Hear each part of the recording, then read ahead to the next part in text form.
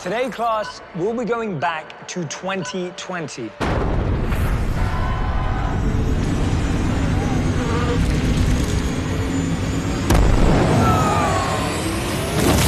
History class has begun.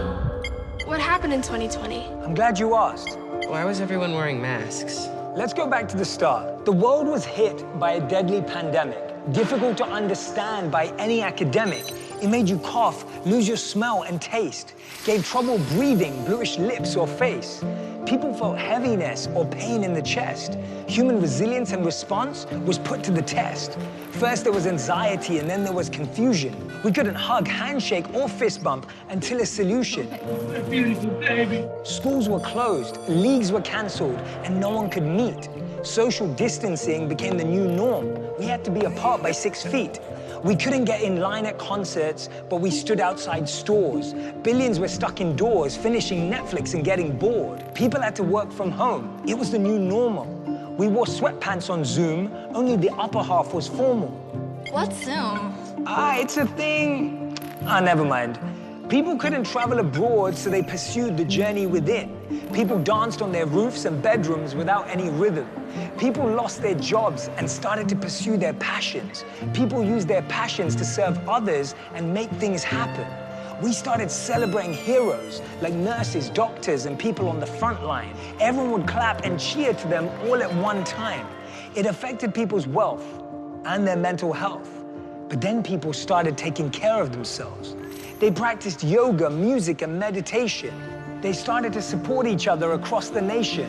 People raised money for those in need and gave up their salaries. They danced online with the world, and then they danced on their balconies.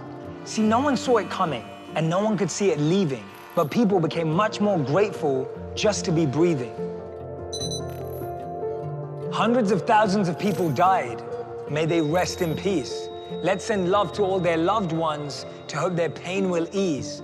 We deeply understood that our choices affect others. Strangers, lovers, sisters, brothers, fathers, and mothers. Rich and poor, the virus did infiltrate.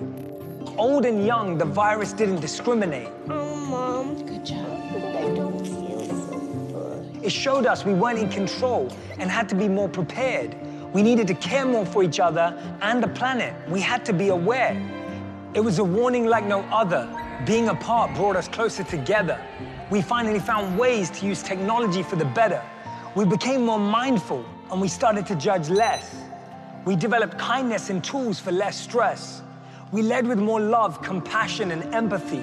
We gave up FOMO, comparison, and jealousy.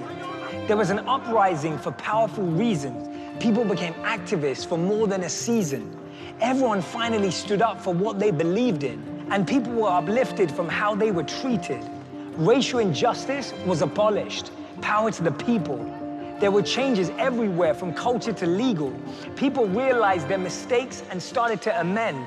People empathized with the hurt and started to defend. So much pain was experienced in just 1 year. The pain wasn't welcome, but nothing else could have made the change occur. Pain makes us pay attention. It creates tension, but then makes us question. Not to mention, makes us learn new lessons. History class has ended. You may now take a 30-minute recess.